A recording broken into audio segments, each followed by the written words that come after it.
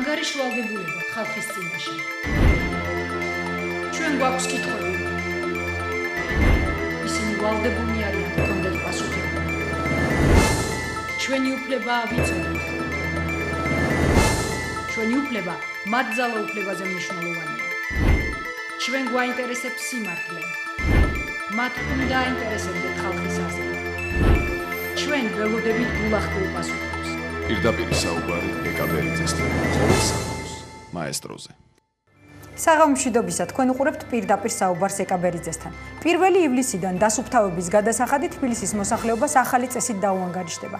ტარიფი ინდივიდუალური იქნება და დაანგარიშდება იმ გადასახადიდან, რასაც კონკრეტული აბონენტი დროის კონკრეტულ პერიოდში ელექტროენერგიაში იხდის. მაგალითად, მომხმარებელმა, რომელიც თვეში 100 ლარის ელექტროენერგიას მოიხმარს, დასუფთავებაში 6 ლარი უნდა გადაიხადოს. ზუსტად როგორ დადგინდება, რამდენი უნდა გადავიხადოთ დასუფთავებისთვის, რატომ არ მოსწონს ოპოზიციას ახალი ტარიფი და საერთოდ რა კავშირშია ერთმანეთთან ელექტროენერგია და დასუფთავება?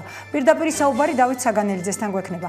გადაცემის მეორე ნაწილში არსებობს თუ არა ახალი სამხედრო ესკალაციის საფრთხე ქვეყანაში და რას ემსახურება ავღანეთის საერთაშორისო ოპერაციაში საქართველოს გაზრდილი კონტინგენტი, მაშინ, როდესაც ამერიკის პრეზიდენტი ხვალ განცხადებას გააკეთებს ავღანეთიდან ჯარების გამოყვანის გრაფიკზე. ამ შეკითხვებზე პასუხის მიღებას დღეს გიორგი ვოლსკისგან შევეცდებით.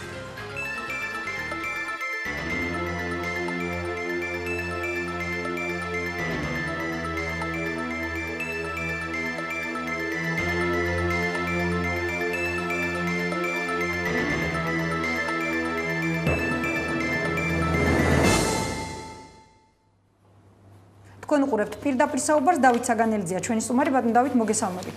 საღამო მშვიდობისა, დიდი მადლობა მოწვევისთვის. მადლობთ მობრძანებისთვის. მერის ახალი გადაწყვეტილების მიხედვით 1 ივლისიდან დასუფთავების გადასახადი დაითვლება სხვანაირად, ანუ ის იქნება მიბმული ელექტროენერგიის გადასახადზე. როდესაც საუბარი გვაქვს ორ სრულიად სხვადასხვა ტარიფზე და ბოლოს სხვადასხვა კომპანიებზე, ანუ რა კავშირში შეიძლება იყოს ეს ორი ტარიფი ერთმანეთთან? მესმის რომ ძალიან ბევრი კითხვა დაბანდა ამ საკითხად და გაურკვეველია სიტუაცია. მე თქვენის ნებართვით ჩვენს ცოტა ის პატარა ისტორიას შევახსენებ. ალბათ გახსოვთ შარშან შემოდგომაზე, როცა მოულოდნელად გაძვირდა მოსაკრებელი დასუფთავებაზე, გახდათ ლარი და 20 და გაორმაგდა 100%-ით მოიმატა, გახდა 2 და 40, როგორი აურზაური გამოიწვია ამან და мотиваცია იყო ის, რომ არ გინდათ დასუფთავებული თბილისი, საჭიროა ეს თანხა იმისთვის, რომ თბილისი იყოს სუფთა ლამაზი და ეს მაინც და მაინც არ დააწვევა მოსახლეობას კისერზე, თუმცა ჩვენ ვამბობთ, რომ აბსოლუტურად გაუთვლელია, რატო ვთქვათ 2 და 40 და არა ვთქვათ 3 ლარი ან ლარნახევარი ან ასე შემდეგ, იმიტომ არანაირი მათემატიკური გათვლები ამის უკან სამწუხაროდ არ არსებობდა.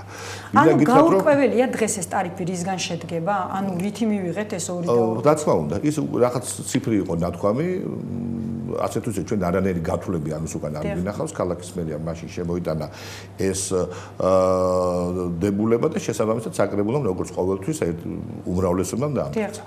მე აქვე შეგახსენებთ, რომ მაშინ უკვე წლის ბოლოს, როცა ქალაქის ბიუჯეტი მტკიცდებოდა, 40 მილიონი ქალაქის ბიუჯეტი დასუფთავებისთვის დამტკიცდა და ეს 40 მილიონი წლის განმავლობაში უნდა ამ საქმისთვის გახარჯულიყო.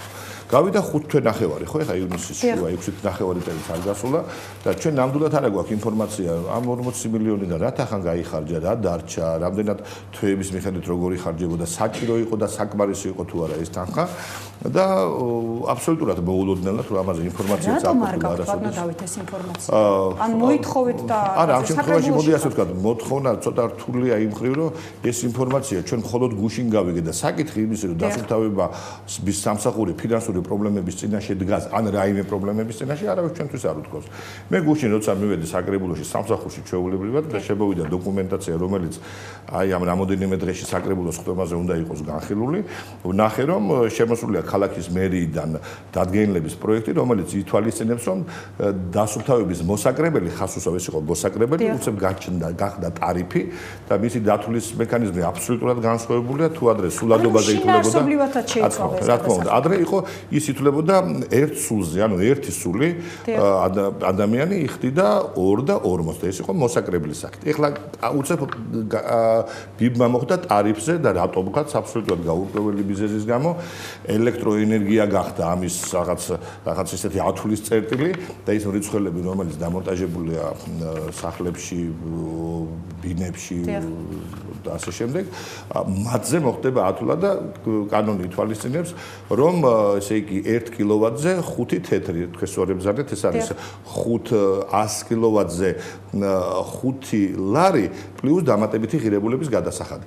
აქაც ისე ჩანს, რომ ეხლა ყურში 5 ლარი ხდება, ყველას გონია 5 ლარი, ეს რეალურად ასე არ არის, იმიტომ რომ უკვე ტარიფის შემთხვევაში ემატება DGG მოგეცანება 18%-ია, ეს არის 90 თეთრი და უკვე გამოდის 5 და 90 თითქმის 6 ლარი.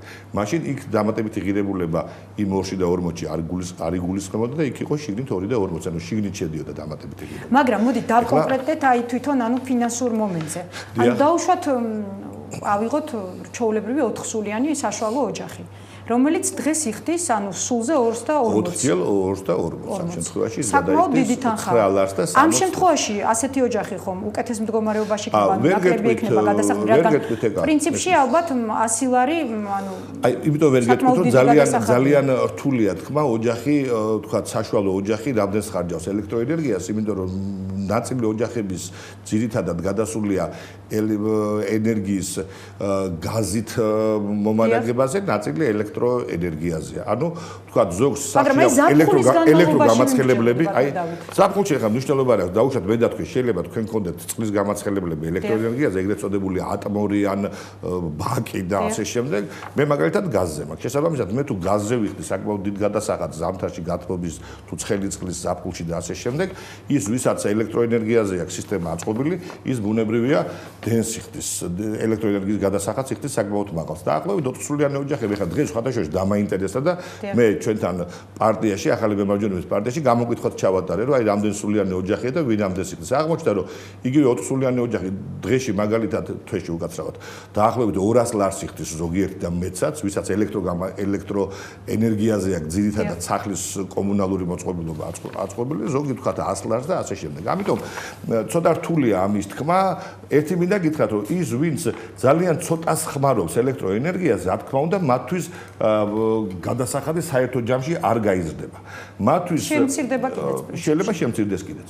მათთვის ვისაც საშუალო მომხმარებელია დენის ან მაღალი მომხმარებელია, მისთვის შეიძლება ძალიან მნიშვნელოვნად გაიზარდოს, იმიტომ რომ თქვა ის ვინც 300-400 კილოვატს ხმარობს თვეში, მისთვის გადასახადი ძალიან სერიოზული შეიძლება იყოს, განსაკუთრებით საკუთარი ეზო აქვს და ეზოს განათება აქვს დღეღამეში ჩართული, ან ისე ვამბობთ ელექტრომოწყობილობები აქვს ბევრი. ასე რომ მოდი ახლა შევხედოთ რამ აიძულა ხელისუფლება ასეთი რადიკალური ცვლილებებისა, რომ თქვა მოსაკრებები შეეცვალა ტარიფით მიბმული ყველა გასაგები ერთი ლოგიკა იმისი შეიძლება ვიხაცამ თქვას რომ ვინაიდან ელექტრო თქვა დენზე გადასახადი ასე თუ ისე უფრო დარეგულირებადია, იმიტომ რომ კონტროლს ადვილად ემორჩილება მრიცხველი, ხო? მასზე მივა, მაგრამ რამდენად სამართლიანია, მე თუ დენს ბევრს ხარჯავ და ვიხდი როგორც პატიოსანი გადამხდელი, რატო უნდა ვიხადო 10 ჯერ მეტი ან 8 ჯერ მეტი ხშირ შემთხვევაში დასუფთავების გადასახადი და თუ ვინმე არ ხმარობს ამდენს, იმიტომ რომ გაზზე აქვს ძირითადად ყველაფერი აწყობილი, მან არ გადაიხადოს. ცოტა უსამართლობის მოკლედ რომ განვუმარტოთ მოსახლეობას, ის ვინც მეტად არის ელექტროენერგიაზე მიბმული და გათბობა და ცხელი წყალი აქვს ელექტროენერგიის საშუალებით ზარალდება მეტად და ვინც ნაკლებად არის ელექტროენერგიაზე მიბმული. ეხლა შეხედეთ რა მოხდება მარტივად, ხო? ბუნებრივია, ეხლა თქვენ თუ იგივე ელექტრო გამაცხელებლები გაქვთ, გადაიყვანთ დენზე. ეხლა კერძო კომპანია ამ შემთხვევაში თელასიც, კერძო კომპანია Georgian Waters and Power, ხო? იგივე წყალი, სახელმწიფო სტრუქტურა არის დასუფთავება. ანუ სხვადასხვა უწყებებზეა. ეხლა რატო არავინ ან არ აპროტესტებს? ეხლა ეს ჯერეთი კერძო კომპანია თელასმა როგორ არ უნდა გააპროტესტოს? აშუაში ვარ მე, წყვის სამსახურებს ამბავ ჩემსას, ანგარიშობ ჩემით, ისევე როგორც გადაჭრით დენს თუ ვიღაცა არ გადაიხადა წყლის გადასახადი, ეს კიდევ ერთხელ მიუთითებს იმაზე, რომ დღეს დამოუკიდებელი ბიზნესი, რაზეც ჩვენ ვსაუბრობთ, ხშირ შემთხვევაში საქართველოში არ არსებობს, ფაქტურად არ არის, იმიტომ რომ მათ როგორც დაუქნე ეს თითი ასე გააკეთებ, ასე აკეთებს, წინააღმდეგ შემთხვევაში თელასის ადგილას არც ერთი დამოუკიდებელი კომპანია ამას არ შეეგუებოდა და ამაზე სერიოზულ პროტესტს გამოთქვამდა. ისევე როგორც ხშირ შემთხვევაში სხვა სტრუქტურები. საერთოდ საიდან გაჩნდა ეს ანუ აზომვის ეს ერთეული? ვერ გეტყვით, იმიტომ რომ როცა ჩვენ მე დღეს სხვათა შორის მინდა ერთი რამე გითხრათ, რომ როცა მე დღეს გავაპროტესტე ეს პრესკონფერენციაზე და ვთქვი რომ აბსოლუტურად გაუგებარია საიდან მოიტანეთ, ანუ ვის მოვიდა თავში აზრად, საკრებულოს უბრალესობის ლიდერმა ასეთი განცხადებაც გააკეთა, რომ იცით რა, ჩვენ უკეთესი ვერ მოვიფიქრეთ და თუ უკეთესი იცით გვითხრითო. საქმე რაშია? შეცვლა რატომ იყო საერთოდ საჭირო? მივალ მაგამდე. მივალ ყველაზე მნიშვნელოვანი ნაწილია, მე ჯერ მოსახლეობას მინდა უთხრა რა მოხდა ფინანსებთან როგორაა დაკავშირებული, თანხებთან და ბიზნესს, ჩემს ანალიზს მაგისაც მოგახსენეთ. ხო და იმას ვამბობდი, უბრალესობის ლიდერმა ასეთი განცხადება გააკეთა, რომ ჩვენ ეს ვარიანტი მოვიფიქრეთ და თუ უკეთესი იცით რამე გვითხრითო.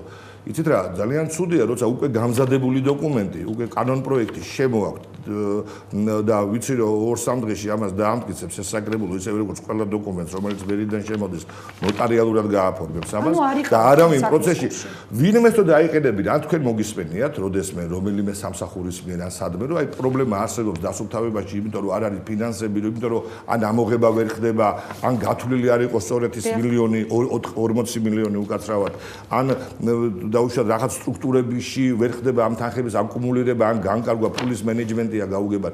აბსოლუტურად არანაირი მსგავსი არ ყოფილა, ან ვინმე მკითხა, რომ იცი რა, ხო თქვენს გინდათ სუფთა ქალაქი და მეც ნამდვილად თქვენსავით ძალიან მინდა თბილისი სუფთა იყოს გაწკრიალებული და მე არ ვსაუბრობ იმაზე, რომ არ უნდა მივხედოთ, არ უნდა დავალაგოთ ჩვენი ქალაქი, მაგრამ ვინმე პრობლემა წამოწია ან საკრებულოში, ან საზოგადოების განსჯის საგნად გამოიტანა, ან კითხა ვინმეს, რომ აი ეს პრობლემა გვაქვს და როგორ ჯობია, რომ უცებ შემოგვიტანეს, აგვიფრიალეს ეს და უნდა მივიღოთ. ასე რომ ნამდვილად ვერ მივიღებ იმას, რომ თურმე ეხლა თურმე აინტერესებს ჩვენი აზრი და იქნებ ჭკვიანური მოვიფიქროთ. რა თქმა უნდა, ამაზე ჭკვიანურს ძალიან ბევრს მოვიფიქრებ ვიდრე ამას. ეხლა მე დავსვეკითხა, რატომ მოხდა ეს? საიდან თქვათ გაუჩნდათ სურვილი უცებ რომ ანუ პიროვნებაზე მოიხსნათ გადასახადი, ანუ ინდივიდი მიბმული პირდაპირ გადასახადთან არ ყოფილიყო და გადაიტანათ მრიცხველზე. და მიკარნახა თქვათ იმ ერთმა ფრაზამ, რომელიც ამ დადგენილებაში არის, სადაც წერია, რომ ესე იგი გაძლიერებული მიგრაციის გამო თბილისიდან იქ მოსახლეობის რაოდენობა კლებულობს და შესაბამისად შემოსავალიც მცირდება. ხა მე დიდი ხანი არ მომისმენია ეს ფრაზა, რომ თბილისიდან მიგრაცია ხდება რაიონებში. ნეტარის მასე იყო სულ ვამბობ, რომ სოფელში ხალხი აღარაა, თბილისი გახდა თავკომბალა, ყველა აქით მოდის და რატო ხდება, რომ ეხლა უცებ ერთ დღეს რამე ვირუსია ქალაქში, არ ვიცი თუ არის, რომ უცებ ქალაქიდან ყველა გარბის ერთია, რომ ფიზიკურად წავიდეს, მაგრამ უჩნდება სურვილი, რომ ამოეწეროს თავისი საცხოვრებელი მისამართიდან. ანუ მოიხსნას აღრიცხვიდან, მისამართიდან, სადაც არის რეგისტრირებული, რეგისტრაციიდან მოიხსნას. როგორც გავარკვიე, დაახლოებით აი ამ ბოლო თვეებში 100,000-ზე მეტი ადამიანმა მოხსნა თბილისში რეგისტრაცია. და დინამიკა ისეთია მზარდი, რომ უახლოეს თვეებში, ალბათ 3 თვეში მოსალოდნელია სადღაც რომ დაახლოებით 300,000 ადამიანი ჯამში რეგისტრაციიდან მოიხსნება და წავა ან სხვაგან რაიონში და სხვაგან დადგება რეგისტრაციაზე, ან საერთოდ როგორც უმისამართო ისე იქნება. რეალურად ეხლა ამან მე გამახსენა ერთი ფაქტი, რომელზეც ჩარშან ადგილობრივი არჩევნების წინ ჩვენ ოპოზიციური პოლიტიკური ძალები ვაპროტესტებდით და ამაზე გქონდა ერთი ამბავი ატეხილი, რომ თბილისში მასიურად დაიწყო ჩაწერები. თბილისში მასიურად რეგისტრაციას გადიოდნენ ადამიანები და ჩვენ ვამბობდით კიდეც, რომ 100,000, 200,000 და მეტიც ციფრიც იყო დაახლოებით დადგამი, რომ 300,000 კაცი ჩაეწერა თბილისში სხვადასხვა რაიონებიდან, განსაკუთრებით ახლო მდებარე რეგიონებიდან, ეს მცხეთა-თიანეთი, რუსთავი, ქვემო ქართლი, შიდა ქართლი და ასე შემდეგ და ეს ჩაწერები ხდებოდა ძირითადად ნაციონალური მოძრაობის აქტივისტების ან მათთან დაახლოებული პირების მისამართებზე და ხშირ შემთხვევაში იყო რომ ერთი ადამიანი 5-6-10 ადგილას იყო რეგისტრირებული, 10 სხვადასხვა რეგისტრაციის მოწმობა ჰქონდა და მიუხედავად იმისა, რომ ჩვენ ამაზე ბევრი ვაპროტესტეთ, შედეგი სამწუხაროდ მაინც და მაინც ვერ მივიღეთ. და გაგახსენებთ ერთ ფაქტს. ერთხელ ფიქრია ჭიხრაძე ის მეტრომშენში იყრიდა კეინს, იქით ისნის რაიონში აღმოჩნდა ერთი ქუჩა და ერთი სახლი, საკუთარი სახლი იყო, ფარდული უფრო სწორედ, ალბათ 1-2 ოთახიც არ იყო, სადაც ჩაწერილი იყო 468 ადამიანი.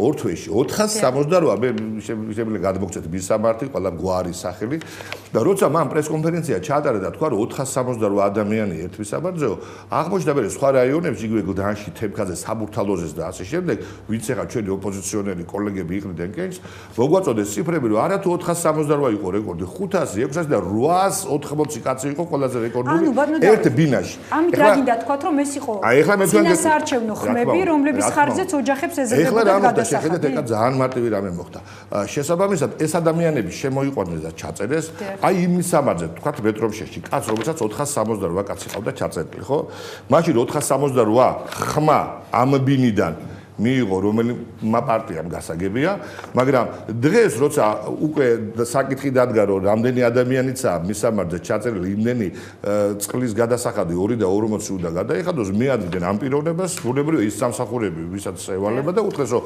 რამდენია შეთან 468 გადაიხადეთ თვეში 468 აჯერ 2 და 40 როგორი გადასახდელია ხო რაღაც 1500 ლარი ყოველ თვე ბუნებრივია ეს კაცი მეადგა იმ ადამიანებს ვინც დაავალეს მაშინ ჩამოყვანა და ჩაწერა და უთხრეს აშვებით მღუპავთ და დაიწყო ის რომ ამოწერა ეს ხალხი ეს 468 კაცი როგორც ჩაწერა თავის ბინაში ისევე ამოწერა ამან 468 იმან 100 იმან 10 იმან 5 ის ზოგი თავის თა მოეწერა იმიტომ რომ ფულის გადახდა არ უნდა ხო და შესაბამისად აღმოჩნდა რომ მასიურად დაიწყო ამოწერა ეხლა რა ქნას ჩვენმა მმართველმა პოლიტიკურმა პარტიამ მომავალ წელს რა არჩევნები და მე შეგახსენებთ ერთ რამეს რომ თბილისი ყოველთვის წააგო ხელისუფლება პრეზიდენტმა სააკაშვილმა თბილისი წააგო მაშინ როცა გახდა პრეზიდენტი არათუ მე აღარ ვსაუბრობ გაყალბებულ რაიონებზე მე ვსაუბრობ რაც დოკუმენტი დაიდო საბოლოოდ თბილისში მაშკარად წააგო ხო წააგო საპარლამენტო არჩევნებში მაჟორიტარებიც იგივე მე დიდუბე დათო გამყრელიძე ვაკე წააგო ძალიან ბევრი სხვა არჩევნები და თბილისი ყოველთვის უჭირდა ხელისუფლებას ამიტომ თბილისში ჭირდებოდა ის ეგრეთ წოდებული ისე დამკვრელური ბრიგადები თუ რაღაცის შემოტევა და ეს 300,000 კაცი იყო სწორედ ის რომელიც საბოლოო ჯამში იქით გადასწონიდა საპირწონეს მათ ეხლა რა ქნან მომავალი არჩევნები ანუ ტარიფის შეცვლით როგორც შინაარსობრივად ასე ფორმალურად ინარჩუნებენ ამ ადამიანებს ტარიფის შეცვლით არ უფრო ტარიფის შემოღებით რომ უკვე არა რამდენი აი ხა ბინაში არა რამდენი კაცია ჩაწერილი იმდენჯერ 2 და 40 არამედ იმ ბინის მრიცხველმა რა დაწერა აქედან გადაიხდა. ეხლა შეხედეთ როგორი რეალური რამე გამოვიდა რომ იმ თქვათ თუ ეხლა ეს ხალხი ყველა ამოეწერება 300,000 კაცი. ჩართვალეთ რომ 300,000 ხმას დაკარგავს თბილისში მართველი პარტია, რო შეინარჩუნოს ეს ხმები, თქვა რა, მოდი ეხლა თქვენ გადასახადისაგან გაგათავისუფლებთ. იმას წეღარო ვახსენე 468 კაცი რო ყავდა სახლში ჩაწერილი. იმას ეთქვიან კაცო ეს 468 კაცი დენს მართლა ხო არ ახმარობს აქ არ ჩებოსულა. მორიცხველზე შესაბამისად არ აღირიცხება მისი ხარჯი და შენ მორიცხველიდან გადაიხდი და წყნარად იყავი, ეს 468 კაცი ყავდეს ისევ მაგ ჩაწერილი, იმიტომ მომავალ წელს ისევ გვჭირდება. იგივე ჩვენ იმ საქმეზე რასაც არჩევნები. ანუ ხელისუფლება ელის აქედან არა ფისკალურ, არამედ პოლიტიკურ ეფექტს. მე ვერ ვეთქვი რომ არა, ნამდვილად არა. ამ შემთხვევაში ხელისუფლება ორმაგად თამაშობს. ესე იგი, პირველი პრობლემა გაჩნდა მაშინ, როცა დაინახეს, რომ მასიური ამოწერა ხდება და კითხვა დასვა ვიხაცებ სტატისტიკას რო შეხედოს რატო და მივხვდეთ, რომ ეს ის ხალხია, რომელიც შარჩან იყო ჩაწერილი, თქვენ შეამოწმეთ ჟურნალისტებს, მე მინდა ვთხოვოს უყალას და მიიღონ ინფორმაცია, რამდენი კაცია ბოლო ხანებში რეგისტრაციიდან მოხსნილი და არის თუ არა ეს ის ხალხი, რომლებიც შარჩან არჩევნების წინ იყვნენ ჩაწერილი თბილისში, ხო? ეგ ერთი. მეორე ის რომ ტარიფი მაღალია შესაბამისად და გადადის ფაქტიურად წესიერი გადამხდელის კისერზე მეორე და მესამე რაც ძალიან მნიშვნელოვანია აბსოლუტურად გაუგებარია და ძალიან მაღალ ციფრებზეა როგორც ჩანს ორგანიზაციების იურიდიული პირების დაწესებულებების გადასახადი იმიტომ რომ მათი ტარიფი უკვე იქნება რამოდენიმე ფაქტორზე დამოკიდებული ანუ რა ფართი უჭირავს რა ტერიტორია რამდენი თანამშრომელი ყავს რა არის მისი საქონელი ბრუნვა რამდენი აქვს მოგება და ასე შემდეგ და მათგან რაღაც კომბინაციით რაღაც კომპონენტების კომბინაციით გამოვუათ მათ ტარიფი. ასე რომ ჯერჯერობით ვერანაირად ვერ დათვლით ახლა ის ძალიან სუბიექტური იქნება. იყოს ფისკალური ეფექტი. მე გეტყვით ერთ რამეს ძალიან მარტივად. წარმოგიდგენთ კილოვატზე 5 თეთრი, ხო?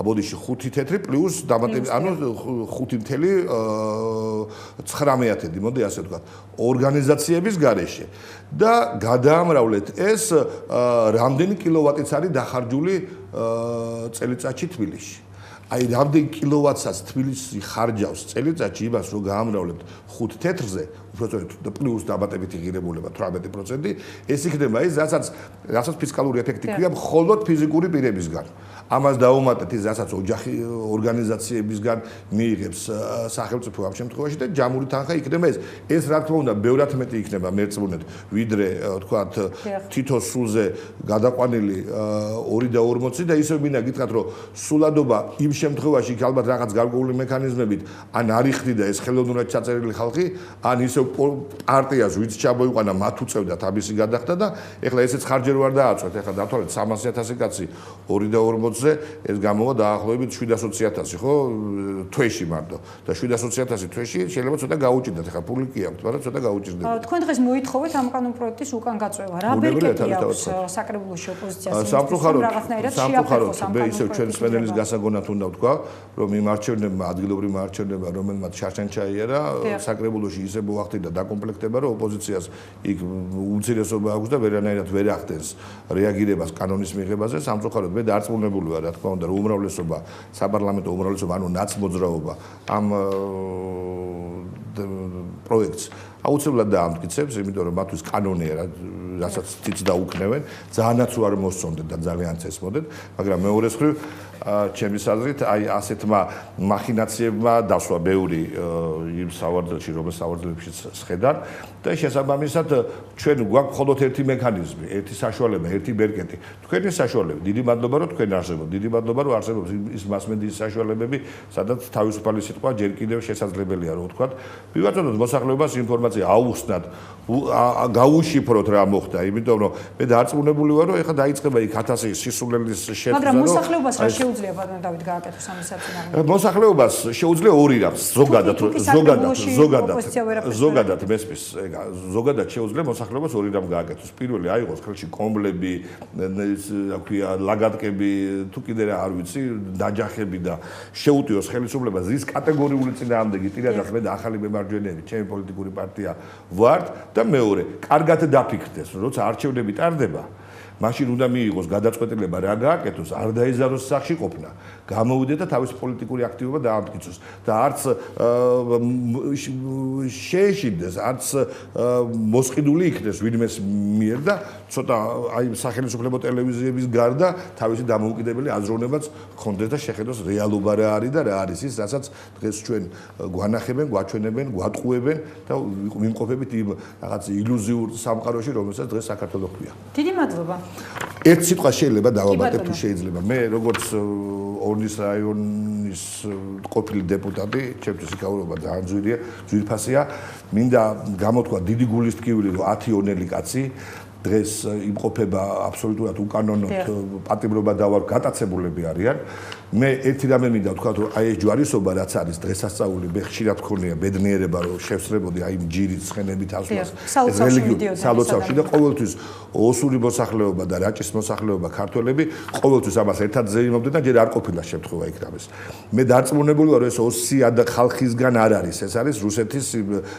საოკუპაციო ჯარის ნაწილებისგან სასაზღვრო რა თქმა უნდა აქ ორი აზრი ამიტომ ყველაზე ქმედითი ღონისძიება აქ მართებს ხელისუფლებას ალბათ დღეს ჩვენ ბევრი რამე უნდა დავივიწყოთ ბევრი რამე უნდა გადაიდოს გვერდზე ამ თემებზე არ უნდა ვსაუბრობდეთ და ის 10 კაცი მაგალითია იმისი როგორი უნდა იყოს იმიტომ რომ ისინი ყველაზე რთულ ადგილას ყველაზე მძიმე ადგილას დიდი მადლობა რომ არ მიატოვეს ინფორმაცია რომ მათ სავარაუდოდ ალბათ გაანთავისუფლდნენ მე იმედი მაქვს რომ გაანთავისუფლებენ სხვანაირად არ შეუძლებელია რომ იგი მოხდეს მაგრამ მე ჯერჯერობით ისეთი რადიკალური ნაბიჯები ამის ვერ ვნახე და ის მართლა დიდებული ოჯახები მე ვიცი ძალიან ბევრი ეს ადამიანი და მინდა რომ აქედან ყველა საშუალებით რაღაცა ცოტა გავაკეთებო და ვთხოვო ხელისუფლებას რომ რაც შეიძლება სწრაფად მიმართონ ამ ღონისძიებას. დიდი მადლობა. დავით საგანელიძე იყო ჩვენი სტუმარი. გადაცემაში რეკლამის დროა. რეკლამის შემდეგ გიორგი ვოლსკისთან ერთად დავბრუნდებით.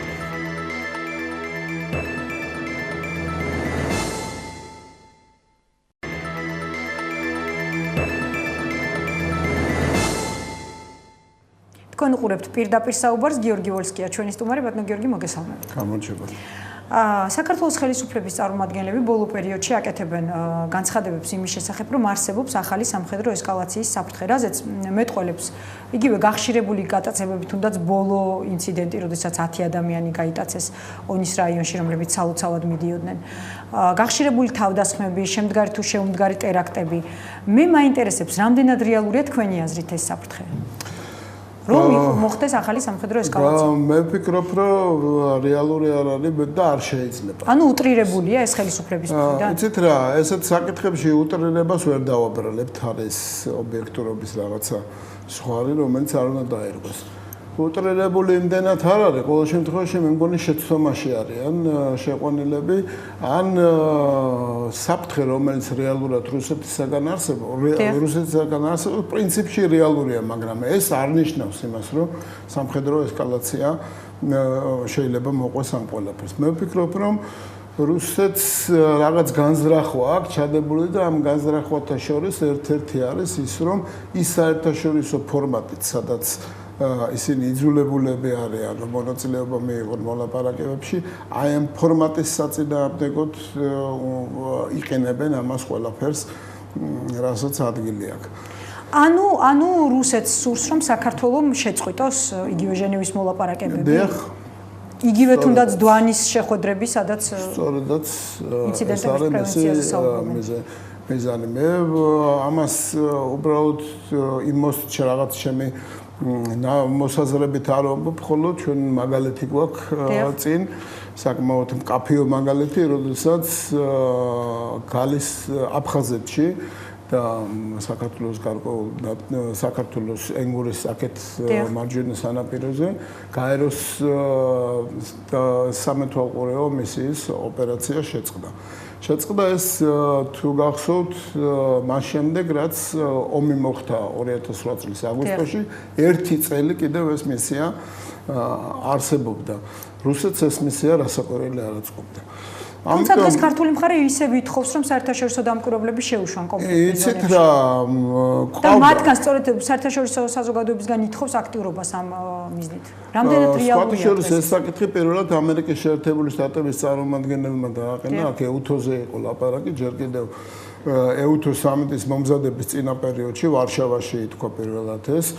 თუ არ ვცდები, სახელმწიფო მდივნის მოადგილემ გორდონმა განაცხადა ამის თაობაზე და შემდეგ საქართველოს რასაკვირველი ამ ტენდენციას აყვა, მაგრამ ფაქტი გაეროს მისიის გაყვანისა მაძლევს იმის საფუძველს, რომ ვიფიქრო, რომ რუსეთი ანალოგიურ ნაბიჯებს დგავს იმისათვის, რომ ეს ჟენევის მოლაპარაკების ფორმატიც დაიშალოს და დაირღვეს. მაგრამ ფაქტია, ბატონო გიორგი, რომ თვითონ ინიციატივა ჟენევის დატოვების შესახებ მოდის ქართული მხარისგან, ასე არ არის? სწორედ ჯერ ბოლო მოლაპარაკებები სწორედ მან დავა თქვენმა მაყურებელმა და საზოგადოების დიდმა ნაწილმა არის ის, რომ გაეროს მისიის ახალი მანდატი შეიმუშავა გაეროს გენერალურმა მდივანმა. ანალოგიისკენ ბრუნდები. ახალი მანდატი გაცილებით უფრო ძლიერი იყო, ვიდრე ძველი მანდატი, იმიტომ რომ ამ მანდატს დაემატა მედვედევ სარკოზის შეთანხმების შესრულების მონიტორინგი. რასაკვირველია, რუსეთს ესეთი მანდატის მქონე გაეროს მისია არ აწყობდა. მაგრამ არ აწყობდა ისიც, რომ თავად წასულიყო ამის წინააღმდეგ და ვეტო დაედო ამ მანდატისათვის. ამდენად მოლაპარაკებათა პროცესში, რომელიც კარგა ხანს გრძელდებოდა ერთი თვე ამ მანდატის ირგვლივ, რუსეთმა 2 კვირა ითხოვა დამატებით იმ რაღაცა მისთვის მოუხერხებელი ტერმინოლოგიის შესათანხმებლად და ამის შეთანხმების წინაპირობა ნამდვილად იყო. მაგრამ თვითონ რუსეთის მოქმედება რუსეთის რიტორიკა იმ პერიოდში გამაღიზიანებელი აღმოჩნდა ქართული მხარისათვის და გაგრძელების საკითხზე, ტექნიკური გაგრძელების საკითხზე ერთპუნქტიანი რეზოლუცია იყო მისაღები, რომ გაგრძელდეს 2 კვირა ამ თემაზე მსჯელობა. და ქართულმა მხარემ მოითხოვა, რომ აუცილებლად ჩადებულიყო საქართველოს ტერიტორიული მთლიანობის ხაზგასმის საკითხი. რუსეთმა დააყენა საკითხი, რომ იცით რა, მოდით არა კონკრეტულად რომელიმე რეზოლუციაზე მითითება, იმიტომ რომ ეს უხერხულობა შემიქმნის ჩურკინი თუ არ ვცდები რუსეთის ელჩი გაეროში, არამედ მოდით ვთქვათ, რომ მიუთითებს რა ყველა ადრე მიღებულ რეზოლუციას. იმ პერიოდში საქართველოს ხელისუფლებას არ აწყობდა რომ რაიმე სახით თქვათ საქართველოს ტერიტორიული მთლიანობის თემა ყოფილიყო ჭtilmიყენებული და ამდენად თვითონ გამოვიდა ინიციატივით რომ არავითარ შემთხვევაში ეს რეზოლუცია ასეთი რეზოლუცია თუნდაც ტექნიკური ჩვენთვის არ არის მისაღები. აქედან გამომდინარე რუსეთმა ვეტო დაადო არა გაეროს მანდატს საერთოდ, არამედ ორი კვირით გაგრძელებაზე ტექნიკურ რეზოლუციას სადაც საქართველოს გადაჭარბებულად ითხოვდა რაღაცა ფორმულირებების ჩადებას. ასე რომ ჩვენი ხელით გაკეთდა, ხელისუფლების ხელით გაკეთდა ის რომ გაეროს მისია შეწყდა, თუმცა რუსებს არ აწყობდათ. ჟენევის ფორმატს რაც შეეხება, ეს ძალიან მნიშვნელოვანი ფორმატია, ეხლა განსაკუთრებით, მე შორსა ვარ იმ აზრისაგან, რომ იქ ტერორისტული აქტების მცდელობა არ იყო, მაგრამ დავეჭვდი ძალიან და ვფიქრობ, რუსეთმა განგებ დიდი შანსია იმისი, რომ განგებ ჩაატარა გარკვეული მოქმედებები. ანუ პროვოცირება ხდება. პროვოცირება ხდება, იმიტომ რომ ეს რაღაცა გაუგებარი უსუსური ტერორისტული აქტები, ინფორმაციის გაჟონვა ამის თაობაზე და საქართველოს მხარის ემოციური გადაჭარბებულად ემოციური საქართველოს მხარის და ხელისუფლების რეაგირება იმის თაობაზე, რომ მას საერთოდ მოლაპარაკებების შეწყვეტა. ეს არ არის მხოლოდ ხელისუფლების რეაგირება. დღეს ქრისტიან-დემოკრატების ლიდერმაც მოუწოდა ხელისუფლებას, რომ გადახედოს ჟენევის ფორმატს და მან ამის მიზეზად დაასახელა იგივე 2 დღის წინ ონში მომხდარი 10 ადამიანის გატაცების ფაქტი და ასევე დღეს გავრცელებული ინფორმაცია იმის შესახებ, რომ რუსეთის ფედერაცია აფხაზეთში კონტინგენტს 2.3 ჯერ გაზრდის. არ ეთანხმებით თქვენ გიორგი თარგამაძეს, რომ ამ ფონზე მართლაც აზრის მოკლებულია ჟენევის მოლაპარაკებაში მონაწილეობა. რატომ წამოვიდა ეს ოპოზიციური ლიდერისგან ასეთი ინიციატივა? არ ვიცი, შეიძლება ესეც ემოციურია? ნუ იცით რა, თავად მას კითხეთ. მაგრამ მე ვფიქრობ, როგორც აი რა ვიცი, ექსპერტი. დიახ. ასე ვთქვათ, რომ არ არსებობდეს ჟენევის ფორმატი, ეხლა უნდა მოიგონო იმისათვის, რათა რუსეთი მოლაპარაკებების მაგიდაზე, სადაც ერთ-ერთში არ ზიხარ მასთან და საერთაშორისო თანამეგობრობა უხვად არის წარმოდგენილი გაეროს და ევროსტრუქტურების ეგიდით მიმდინარეობს მოლაპარაკება, სწორედ ეხლა უნდა შექმნა ესეთი სტრუქტურა. ასე რომ ამ სტრუქტურის გაუქმება დიდი შეცდომა იქნება. მაგრამ ბატონო გიორგი, არ ფიქრობთ იმას, რომ ქართული მხარისგან ასეთი პროტესტი ემსახურება შეიძლება სულ სხვა რამეს? არა რეალურად დატოვება ჟენევის ფორმატის, არამედ თუნდაც ყურადღების მიქცევას და მოთხოვნას საერთაშორისო თანამეგობრობისგან იმისა, რომ რუსეთზე მოხდეს მეტი ზეწოლა, რადგან ხელისუფლება ღიად აცხადებს, რომ ერთადერთი მეთოდი მათთვის დღეს რუსეთთან ურთიერთობის ეს არის რუსეთზე საერთაშორისო ზეწოლა. არ არის გამორიცხული ისიც, რომ რადგან საერთაშორისო თანამეგობრობის მიზანს არანაირად არ წარმოადგენს ჟენევის ფორმატის დარღვევა, ხომ ასე? ნამდვილად ასეა, საერთაშორისო თანამეგობრობას ურჩევნია რუსეთი ყავდეს იმ მაგიდასთან, სადაც შეუძლია თითის დაუქნიოს და სერიოზულ თემებზე ელაპარაკოს. გარდა მაგისა, ახლა არ დაგავიწყდეთ, რომ ამ ჟენევის ფორმატში აფხაზური და ოსური მხარეც მონაწილეობს და ისედაც საქართველოს ხელისუფლებას განცხადებული აქვს, რომ მას საქმე აქვს რუსეთთან და არა აფხაზთან, ოს სეპარატისტ ლიდერებთან, რაც ასევე შეცდომად მიმაჩნია, სერიოზულ შეცდომათთანაც. მაგრამ ფაქტია, რომ ნებით თუ უნებლიეთ უწევთ ერთმანეთთან კონტაქტი. აქედან გამომდინარე, თანაც კონტაქტი, თანაც ამერიკელების, ფრანგების, გერმანელების და სხვათა მონაწილეობით. აქედან გამომდინარე, რუსეთს არც ეგ არ აწყობს. უნდა რომ მთლიანად აკონტროლდეს როგორც აფხაზებს, ასევე ოსებს და არავითარი კონტაქტი ქართულ მხარესთან მას არ ქონდეს. აქედან გამომდინარე, კიდევ ერთხელ ამბობ შეცდომა. გარდა მაგისა, ანუ თქვენ ფიქრობთ, რომ ეს პროტესტი ქართული მხარის, რომლის მიზეზიც არის ის, რომ ისინი რუსეთიდან ელიან ოფიციალურ რეაგირებას იმ ინციდენტებთან დაკავშირებით, რაც ბოლო პერიოდში ხდება, თავის მიზანს ვერ მიაღწევს, თუნდაც აი სწორედ ამ ზეწოლის კუთხით, თუმცა ამ თემაზე საუბარი მოდით სარეკლამო ბლოკის შემდეგ გავაგრძელოთ, გადაცემაში რეკლამის დრო.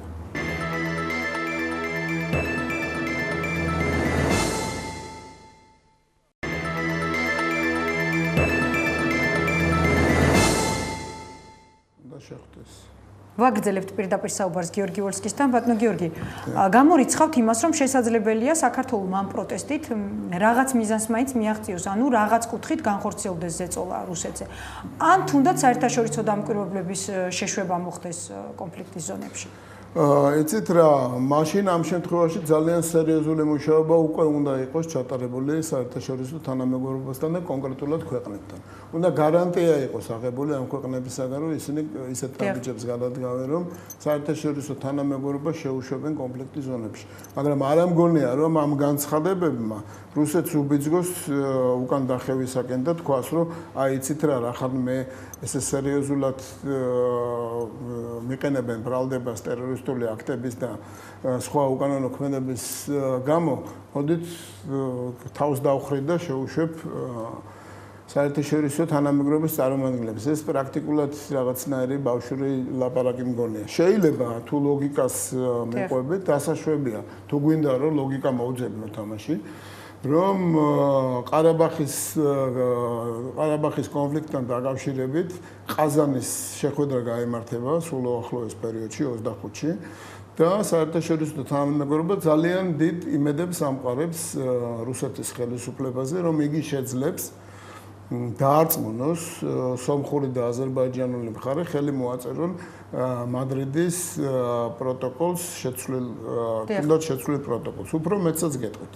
მოსამზადებელ შეხვედრაზე, რომელიც ევროპარლამენტის ფარგლებში შედგა და განიხილეს ყარაბაღის საკითხი, ფასიეს საფრანგეთის უმაღლეს წარმომადგენელს ამ მოლაპარაკებაზე წამოწდა, როგორც თვითონ ამბობენ, რომ თითიძე მაქვს გადადებული, იმედს ვამყარებ რუსეთზე და ვფიქრობ, რუსეთი შეძლებს, რომ სომხეთსა და აზერბაიჯანს შორის რაღაც მოლაპარაკება შედგეს იმ დონეზე, რომ რაღაც დოკუმენტს ხელი მოეწეროს. გარდა ამისა, რუსეთი ევროკავშირთან სერიოზული წინასწარი კონსულტაციების შემდეგ საკამაოდ აქტიურად წავიდა წინ მოლდოვის პრობლემის მოგვარების თემაზე. ეხლა არ ამგონია, რომ უახლოეს მომავალში ამან რაიმე შედეგი გამოიღოს, მაგრამ ვიმედოვნებ, რომ რაღაცა კულისებს მიღმა არსებობს საქართველოს ხელისუფლების და საერთაშორისო თანამეგობრობის სადღაც რაღაც მოლაპარაკება, რომელიც რუსეთს უხერხულ მდგომარეობაში ჩააყენეს, მაგრამ აი თუ ლოგიკას ვეძებთ, მაგრამ ვფიქრობ, აი ეს რაც ახლა ვთქვით, ძალიან სუსტი არგუმენტია. ძალიან სუსტი არგუმენტია იმისათვის, რომ მოლაპარაკების ფორმატზე ვარგო. რაც შეეხება რუსული კონტინგენტის გაზრდას აფხაზეთში, მე მაინტერესებს რით იხსნით თქვენ ამ გადაწყვეტილებას, რადგან რუსული მხარე თავის მხრივ საუბრობს იმას, რომ ქართული მხარისგან ელის ის შესაძლო პროვოკაციებს და სწორედ ამ მიზნით ზრდიან კონტინგენტს და ეს ყველაფერი სოჭის ოლიმპიადას უკავშირდება. იცით რა არის ფაქტიურად აი ეს წინ რაც ვილაპარაკეთ ყველაფერი მთელი იდეა და ჟენევის ფორმატის მოშლის იდეა ძალიან სუსტი მიზეზია იმისათვის რომ თქვა დამატებითი კონტინგენტი შეიტანოს. ვინმე შეიძლება ესე ეგონოს, მაგრამ ერთადერთი ფორმატის მოშლა, ჩელესერთი მოლაპარაკების ფორმატის მოშლა, მეორეს ერთი აფხაზეთზე გაცილებით მეტი გავლენის მოპოვების რეალური მცდელობა რუსეთის მხრიდან არ უნდა გამოვრიცხოთ. თქვენ იცით, რომ ახლა უახლოეს მომავალში საპრეზიდენტო არჩევნები გაიმართება. თქვენ თუ გახსოვთ 2004 წელს აფხაზებმა არ დათმეს თავისი პოზიცია, როდესაც რუსეთს უნდოდა რომ ხაჯიმბა გაეყვანა პრეზიდენტად და ვაღებში იყო არჩეული პრეზიდენტი ფაქტიურად, შემდეგ მიაღწიეს რაღაც მოლაპარაკებას, მაგრამ რუსეთმა სერიოზულად დაზარალდა რუსეთის ავტორიტეტი. რაღაც 40-50,000 აფხაზი ეროვნების მოსახლის თვალში. ვფიქრობ, რომ გაზრდაც ამასთან არის დაკავშირებული, ვფიქრობ, იმასთანაც არის დაკავშირებული, რომ ხაზი გაუსვას, რომ ის არავითარ მოლაპარაკებას საქართველოს მხარესთან არ აპირებს და არავითარ ზეწოლას საერთაშორისო თანამეგობრობის მხრიდან არ მიიღებს. თუნდაც აფხაზეთში და ცხინვალის რეგიონში საერთაშორისო კონტინგენტის შეყვანის თაობაზე. და რამდენად შეიძლება ამ კონტინგენტმა შეუქმნას საქართველოს საფრთხე?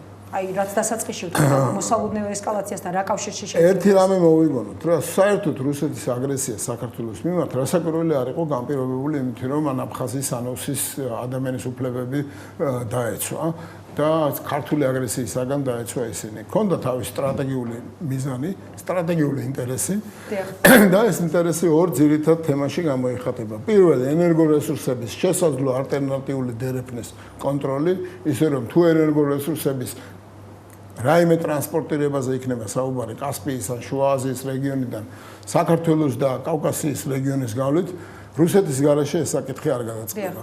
მოვიგონოთ ისიც რომ აზერბაიჯანმა სულ ეხლა ხანს გადადგა ნაბიჯი და ფაქტიურად ნეიტრალიტეტი გამოაცხადა ისევე როგორც უკრაინა. აქედან გამომდინარე რუსეთის კონტინგენტის ზრდა არის მისი გავლენის და მისი დამკვიდრების ამ რეგიონში დამკვიდრებისაკენ მიმართული ნაბიჯი. გარდა ამისა დემონსტრირებაა ძალის რაღაც. დემონსტრირებაა ძალის სასაკურველი, იმიტომ რომ თუ გადავიკითხავთ რუსეთის უსაფრთხოების, რუსეთის ფედერაციის უსაფრთხოების კონცეფციას, იქ მე-11 თუ მე-12 თუ ორივე მუხლში ხაზგასმით წერია, რომ რუსეთი არავითარ შემთხვევაში არ დათმობს და უკან არ დაიხევს იმ რეგიონისათვის დაპირისპირებაში, სადაც ენერგორესურსების წყაროები და მათი ტრანზიტის დერეფნები არსებობს. ეგ ერთი.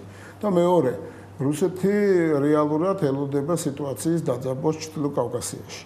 ჩრდილო კავკასიაში ეხლა ისედაც არ არის კარგი მდგომარეობა და რასაკვირველია ცხინვალის რეგიონით და აფხაზეთში თავის სამხედრო კონტინგენტის გაძლიერებით ის აძლიერებს ზურგს იმ ფრონტისა საომარი ფრონტისა, რომელიც მას რეალურად გააჩნია ჩრდილო კავკასიაში. კიდევ ერთი თემა, რასაც მინდა ჩვენი საუბრის ბოლოს შევეხო, ეს არის ავღანეთში სამხედრო მისია და ჩვენი ქართული წვლილი ამ სამხედრო მისიაში. კიდევ ერთი ქართველი ჯარისკაცი დაიღუპა. ეს არის უკვე მე-9 მსხვერპლი რამდენიმე თვის მანძილზე. 970 ქართველი ჯარისკაცი იმყოფება ამ ჟამად ავღანეთში. ოფიციალურად კეთდება პარნო გიორგი განცხადებები მისიის დაახლოებით ორჯერ გაზრდაზე. ეს გადაწყდა ბაიდენისა და მიხეილ სააკაშვილის შეხვედრის დროს. უმრავლესობის წარმომადგენლები ამ კონტრიბუციას, ISAF-ის მისიაში საქართველოს კონტრიბუციას ხსნიან იმით, რომ ამით ქვეყანა, ანუ საქართველო მიიღებს უსაფრთხოების გაცილებით მეტ გარანტიებს. მე მაინტერესებს, რამდენად დამაჯერებელია ეს ვერსია თქვენთვის. ანუ ეს არის ავღანეთში ჩვენი აი ესეთი მონაწილეობის მიზეზი და მიზანი რეალური. თან გავითვალისწინოთ, რომ ჩვენ ვართ ხდებით უბრალოდ პირველი ნატოს არაწევრ ქვეყნებში, მაგრამ არა მხოლოდ ნატოს არაწევრ ქვეყნებში, ანუ პროპორციით მოსახლეობის რაოდენობასა და იქ მყოფ ჯარისკაცებს შორის მე მგონი ჩვენ ნატოს წევრ ქვეყნებშიც ბევრს ვუსწრებთ. პრინციპში იცით რა არის, უპირველეს ყოვლისა მინდა აღვნიშნო, რომ ეს ძალიან პიროვნულია რა და მალე ერთხელ მithქვია, მათ შორის თქვენს ტელევიზიაში, სხვა ფორმატში, რომ არც ერთი ქართველი ჯარისკაცის ერთი წვეთის სისხლი არ მიღირს ნებისმიერი ოპერაციის თუ ნებისმიერი საერთაშორისო კონტროლის ფასად, თქვათ, ავღანეთზე და მიმდებარე რეგიონზე. მაგრამ ფაქტია, რომ სახელმწიფოს თუნდაც საქართველოს მოეთხოვება შეიტანოს წვლილი ისეთ მისიაში, რომელიც ყოველ მიზეზს გარეშე და ყოველგვარი სხვა აზრის გარეშე რეალურად ქმნის ამინს და რეალურად ცდილობს გადაწყვიტოს ტერორიზმის და ნარკოტიკების გავრცელების პრობლემა. მაგრამ რაოდენობაზე, მაგრამ რასაც თქვენ ახსენებთ, არის ძალიან სერიოზული ფაქტორი, რომელიც ჩემი აზრით არათუ გადაჭარბებულია ჩვენი აქტივობა ამ მიმართულებით. არამედ რაღაცა ძალაუნებურად მიმყევარს იმ სამწუხარო აზრამდე, რომ საქართველოს ხელისუფლებას აი ეს მისიაც სწორედ იმიტომ უნდა, რომ არა საქართველოს თლიანად როგორც ქვეყანა შეუქმნას მეტი უსაფრთხოება, იმიტომ რომ უსაფრთხოება თუ მისიაში მონაწილეობით არის კიდევ ერთი ფაქტორია, მისიაში მონაწილეობის აუცილებლობის არის განპირობებული, ჩვენ თავისუფლად შეგვიძლია საკმაოდ ქმედითი წვლილი შევიტანოთ ამ მისიაში. თუნდაც ინსტრუქტორების გაგზავნით ჩვენი ჯარისკაცები არიან. მაგრამ საუბარია ისედაც საკმაოდ ისედაც დიდი მისიის ორჯერად გაზრდაზე, ვფიქრობ ეს არის თვითონ ხელისუფლების მცდელობა, რათა უშველებელი კრიტიკის ფონზე, რომელიც ამერიკის შეერთებული შტატებიდან საქართველოს ხელისუფლების მიმართ იყო ბოლო პერიოდში წარმოდგენილი, კერძოდ ადამიანის უფლებების დაცვის თემაზე თქვენ გახსოვთ განცხადება, მოხსენება სახელმწიფო მდივნის ადამიანის უფლებების დაცვის თემაზე თვითონ ელჩის განცხადება ტელევიზიით, როცა მან თავისივე თარგმანი დაუდო თავის გამოსვლას და თქვენ გახსოვთ ჰილარი კლინტონის განცხადება, რომ ხელისუფლება აუცილებლად უნდა შეიცვალოს მოლაპარაკების გზით. ფიქრობ, ეს არის სამართლიანი არჩევნების მოლაპარაკება სამართლიანი გარემოს შესაქმნელად და შემდეგ სამართლიანი არჩევნების გზით. ხელისუფლების შეცვლა აუცილებლად არ ნიშნავს, რომ თქვა უნდა წავიდეს სააკაშვილი და მოვიდეს სხვა პიროვნება, უნდა შეიცვალოს. და რადიკალური ცვლილებებია საჭირო. საქართველოს ხელისუფლებისაგან ითხოვენ რადიკალურ ცვლილებებს. ადამიანის უფლებების დაცვის თემაზე სასამართლო სისტემაში და მთელ რიგ სისტემებში, რომელმაც შეიძლება საფრთხე შეუქმნას. ამ მოთხოვნას ანიეტრალებენ ავღანეთში ასეთი მე ვფიქრობ, რომ არც ამის გარეშე არ არის კი არა, ეს ერთ-ერთი მთავარი ფაქტორია, რითიც საქართველოს ხელისუფლება თავს იწონებს ცოტა ისეთი ვულგარული ნათქვამი ამ შემთხვევაში დასავლეთის და კერძოდ მაგრამ რამდენად ადეკვატურია და რამდენად იმუშავებს თუ ეს კოზირია ამ შემთხვევაში საქართველოს ხელისუფლების ხელში, როდესაც ხვალ ამერიკის პრეზიდენტი აპირებს გააკეთოს განცხადება ავღანეთიდან ჯარების გამოყვანის შესახებ და თანამიმდევრობაზე რა თანამიმდევრობა ეს არ არის ფაქტორი თუ ამერიკის შეერთებული შტატებს ჯარები გამოყავთ იქიდან ყოველ შემთხვევაში მთლიანად არ გამოიყვანენ ეს იმას ნიშნავს რომ ვინც რაღაცა მოვალეობით შეავსებს იმ კონტინგენტს პირიქით იმას მეტად დაუფასდება ესე რომ იმას გამოყავს და ამას შეყავს ეს არ არის ეს რომ საკმაოდ რთული თამაშია ეს არის გლობალური პოლიტიკა და ვფიქრობ მაინც ხელისუფლება იმეორებს თავის უკვე აპრობირებულ პოზიციას იმის თაობაზე რომ მებრძვიან თქვათ პრორუსული ძალების შეგნით მე ვარ მაქსიმალურად პროდესალური მე უნდა შევინარჩუნო ხელისუფლება მე შეიძლება არ შევცვალო სასამართლო სისტემა მე შეიძლება არ წავიდე მოლაპარაკებებზე გარემოსთან დაკავშირებით მაგრამ ესეთია რეალობა დიდ დათვთან მაქვს საქმე თქვენი ვარ თავიდან ბოლომდე გთხოვთ ყურადღება მეტი მომაქციოთ და დამეჭიროთ მხარი არის ამის გამორიცხვა და ამის უგულებყოფა პრაქტიკულად არ შეიძლება დიდი მადლობა მადლობა. გიორგი ვოლსკი იყო ჩვენი სტუმარი. დღეს ამიდგენ მშვიდობებით. ხვალ 10 საათზე ისევ შევხვდებით ერთმანეთს. მშვიდობიან ღამეს გისურვებთ.